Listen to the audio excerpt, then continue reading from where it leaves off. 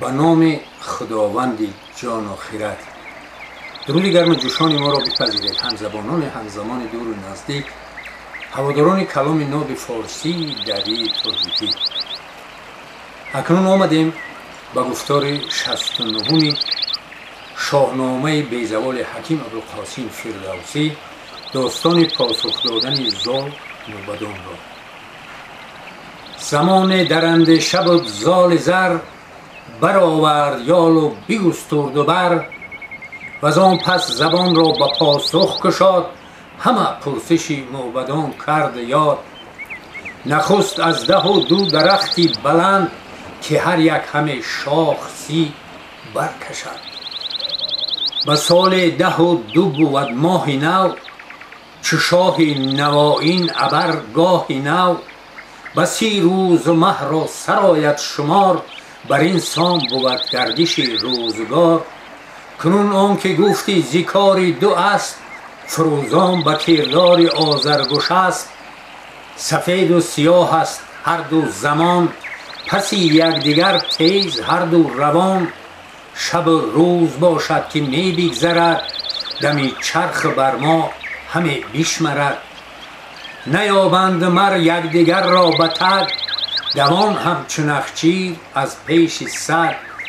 3 دیگر که گفتی از آن 30 سوار، کجا برگذشتند بر شهریار. از آن 30 سواران یکی کم شود، به گاه شمردن همان 30 بود. شمار مهی نو بر این گونه دان، چنین کرد فرمان خدای جهان. نگفتی سخن جز ز نقصان ماه، که یک شب کم آید همه گاه گاه. کنون از نیام آن سخن برکشیم، ز 2 سر کان مرغ دارد نشیم. ز برج بره تا ترازو جهان، همه تیرگی دارد اندر نهان. چو این باز گردد به ماهی شود، بدان تیرگی و سیاهی شود. 2 سر آن 2 بازوی چرخی بلند، کزوی مشادان از او مستمند. برو مرغ پران تو خورشید دان، جهان را از او بیم و امید دان. دیگر شارسان از بر کوهسار، سرای درنگ است و جای شمار. همان خارسان این سرای 35، که هم ناز و گنج است و هم درد و رنج. همه دم زدن بر تو بر بشمرد، همو برفزاید همو بشکرد. برآید یکی باد با زلزله، ز گیتی برآرد خروش و خله. همه رنج ما مانده بر خارسان، گذر کرده باید سوی شارسان. کسی دیگر از رنج ما برخورد، نماند بر او نیز و هم بگذرد. چنین رفت از آن آغاز و یک سر سخن، همین باشد و این ننگرد کهن.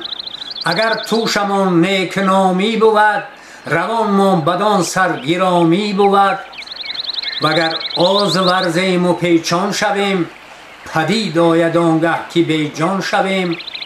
گریبان ما سر به کیهان بر است، از آن بهره ما یک چادر است. چو پوشند بر روی ما خشت و خاک، همه جای ترس است و تیمار و باک. بیابان و آن مرد با تیز داس، تر و خشک را زود دل اندر هراس. تر و خشک یکسان همه بدرود، وگر لابه سازی سخن نشنود. در اوگر زمان است ما چون گیاه، همانش نبیره همانش نیا.